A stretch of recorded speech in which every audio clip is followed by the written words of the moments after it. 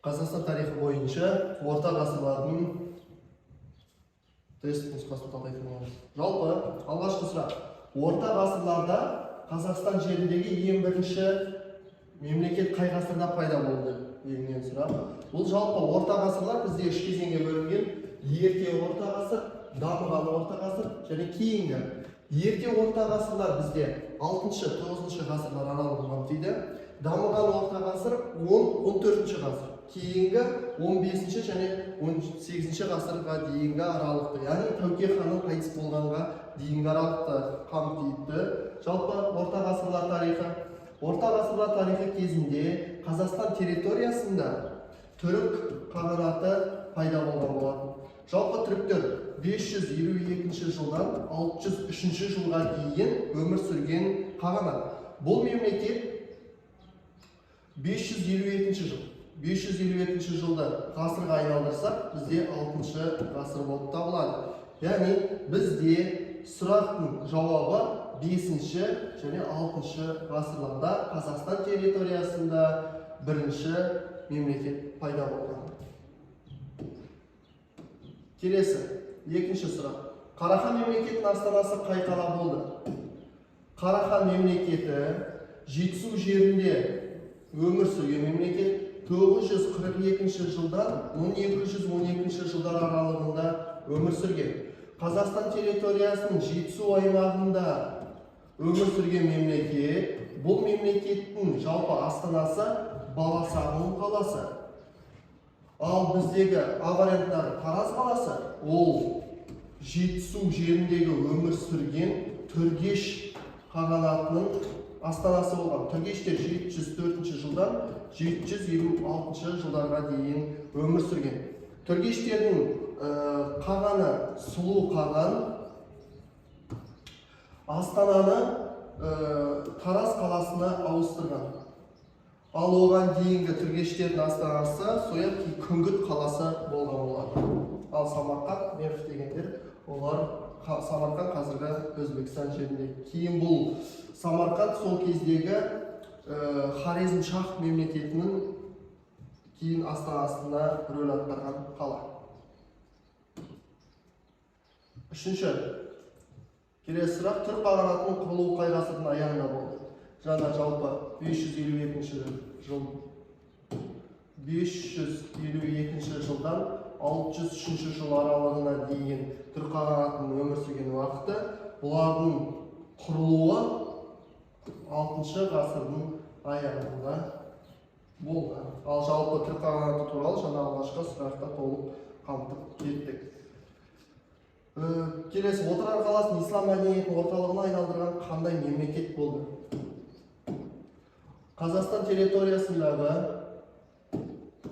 Отырар бізде оңтүстік Қазақстан жерінде, оңтүстіктегі Отырар қаласы, яғни бұл Отырар қаласы сол кездегі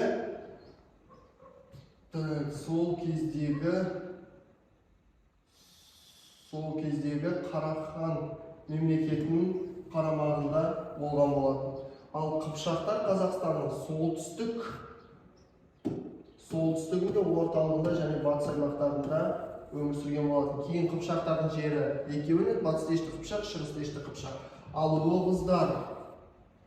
Оғыз мемлекеті бұлар Сырдарияның орта және төменгі ағыстарында өмір сүрген болатын. Селжұқтар деген Оғыздардың ішіндегі Қынық деген тайпа оңтүстікке қарай, яғни қазіргі Түркияның жері Анадолы жеріне барып, сол жерде барып Селжұқ мемлекетін құрған болатын. Селжұқ деген жалпы қолбасшының аты.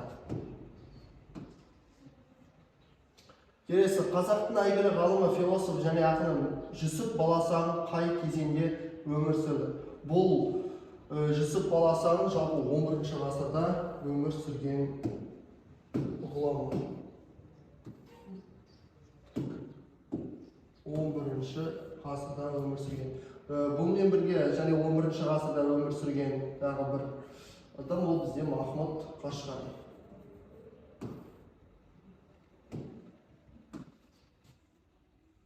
11 Орта ғасырда Қазақстан жерінде қандай атақты ұлыс құрылды?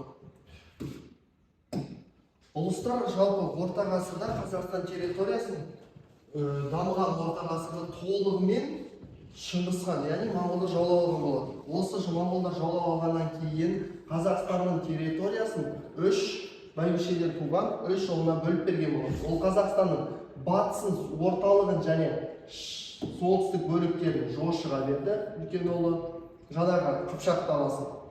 Екінші ұлы Шағатайға Қазақстанның оңтүстігі мен оңтүстік шығыс бөліктерін берді, ал Қазақстанның шығыс бөліктерін үшінші ұлы Үгедейге берді. Кейін Үгедей Шыңғыс хан қайтыс болғаннан кейін 1227 жылы ұлы қаған болып жарияланған болатын. Қазақстан жерінде қандай атақты ұлыс болды? Әрине ол бізде Жошы ұлысына кейін кірген, ол бізде Қыпшақ ұлысы болған болатын. Қанлы ұлысы, қанлылар жалпы бізде кейінгі темір дәуірінде өмір сүрген қанлылар. Олар қанлылар Сырдария өзенінің бойында мекен еткен қанлылар. Хазарлар, олар солтүстік бөліктерде, Керей ұлысы деген, ол керейлер, яғни Монғолия жерінде өмір сүрген тайпа болған болатын.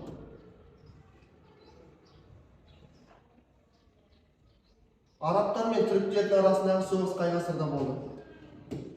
Арабтар мен түріктердің арасындағы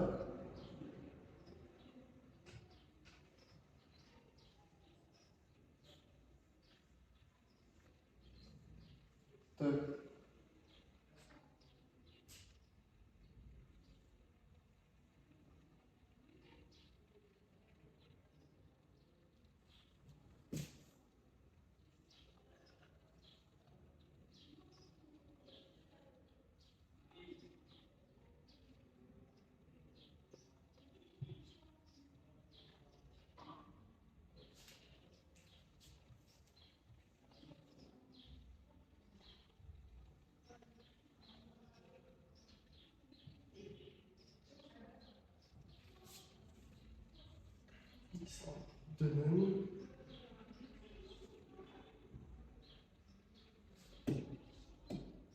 келесі сұрақ. Орта ғасырларда Қазақстанның аумағында қай хандықтар өмір сүрді? Жалпы орта ғасыр аймағы және Қазақстанда. Жалпы бұл жерде А варианты Ақ Орда Моңғол империясы. Ақ Орда да Моңғол империясы да орта ғасырларда өмір сүрген мемлекеттер. Жалпы Қарақытай да, Қыпшақтар да. Енді бұл жерде бізде қарау керек варианттарда Ақ Орда Моңғол империясы, Қарақытай, Қыпшақ, Хазар, Оғыз, Қарахан. Орта ғасырларда Қазақстан территориясында өмір сүрген мемлекеттер бізде Ақ Ордада, Қарақытайда, Қыпшақта, Оғыз мемлекеті емес, мына жерде алып тастаймыз, Қарахан мемлекеті өмір сүрген болады. Жалпы осы варианттардың ішінде. Енді бізде Қазақстан территориясында орта ғасырда өмір сүрген мемлекет хандықтар олар бізде Қарақытай, Қыпшақ. Және бұл жерде бірге қосымша бізде Қарахандар болған болатын. Қарахан мемлекеті. Моңғол империясы 1206 жылы Шыңғыс хан Моңғол жерінде оның өзен бойында Шыңғыс хан болып жарияланып, Темучин сол жылы мемлекетті құрған болатын. Ал бізге сұралған сұрақ Қазақстан территориясында құрған хандықтар. Әрине Қарақытай, Қыпшақтар. Қыпшақтардың негізгі кәсібі не болды? Сол орта ғасырлар кезеңінде әрбір мемлекеттің негізгі кәсібі мал шаруашылығы болды. Басты байлық мал шаруашылығы мен жермен күн көрген болатын. Және негізгі кәсіп мал шаруашылығы болды, ал қосымша кәсіп ретінде олар негізінен аңшылықпен де айналысқан болатын. Егіншілік біздің заманымыздан бұрын 10-шы жылдықта пайда болған болатын. Ал мал шаруашылығы болып, егіншілік болып екіге бөлінген уақытта ол бізде энеолит кезеңі, яғни мыс тас ғасырында. Келесі сұрақ бізде орта ғасырларда Қазақстан жерінде қандай мәдениет дамыды? Орта ғасырларда. Бұл жерде бізде орта ғасырларда мәдениет дамығаны ол түрік мәдениет, Иран, Араб және Қытай мәдениеттері. Ал жалпы орта ғасырда Қазақстан жерінде Қытай мәдениеті емес, Иран мәдениеті емес, яғни түрік немесе араб мәдениетін қарастырамыз. Жалпы араб мәдениеті, арабтар бізде Атлах шайқасынан кейін Қазақстан территориясына келген болатын. Ал түрік мәдениеті, ол бізде түріктердің негізгі араб мәдениеті келгеннен кейін түрік мәдениеті әлсіреп қалған болатын. Келесі сұрақ: Шыңғыс ханның қай ұлы Қазақстанның жеріне билік жүргізген делінген. Енді бұл жерде Шыңғыс ханның қай ұлы, негізгі 4 ұлы да көрсетілген. Төле деген, төмен деген, оны алып бұл Монғолия жеріндегі билік жүргізген болатын. Ал Үгедей Шыңғыс хан қайтыс болғаннан кейін ұлы қаған ретінде 1227 жылы ұлы қаған болып жарияланған болатын. Енді бізде жошы Шағатай. Ал көп иелікті алған, бұл әрине бізде жошы ұлысы болған болатын.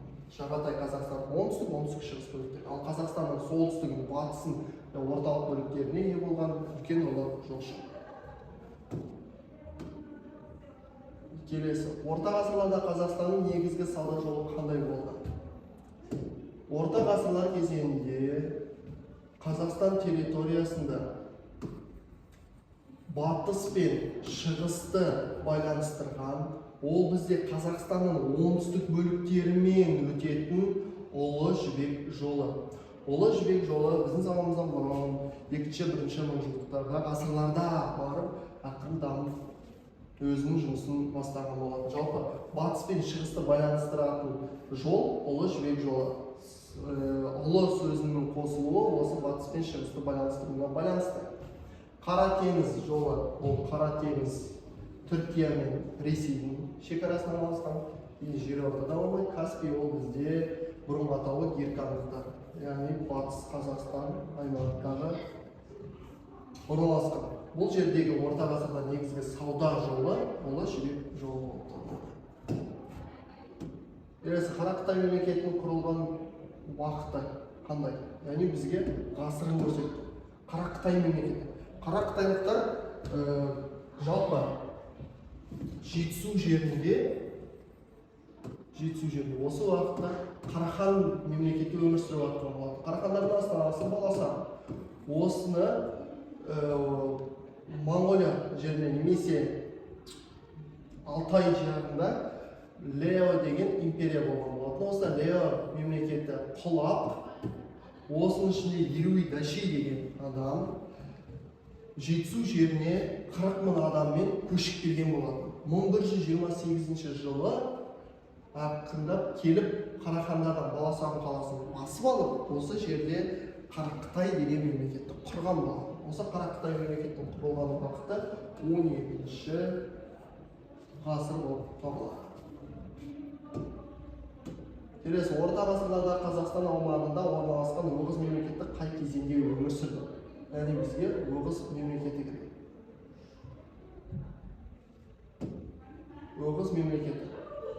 Оғыз мемлекеті Қазақстан территориясының қазіргі Қызылорда облысындағы Сырдария өзенінің төменгі және орта ағысында өмір сүрген мемлекет. Оғыз мемлекетінің өмір сүру уақыты 9-шы және 11-ші ғасыр аралығында. Яғни бұл жерде кезеңде өмір сүрді. 9-шы ғасырда, 9-шы, ал қай ғасырға дейін өмір сүрді десе, 11-ші ғасырға дейін.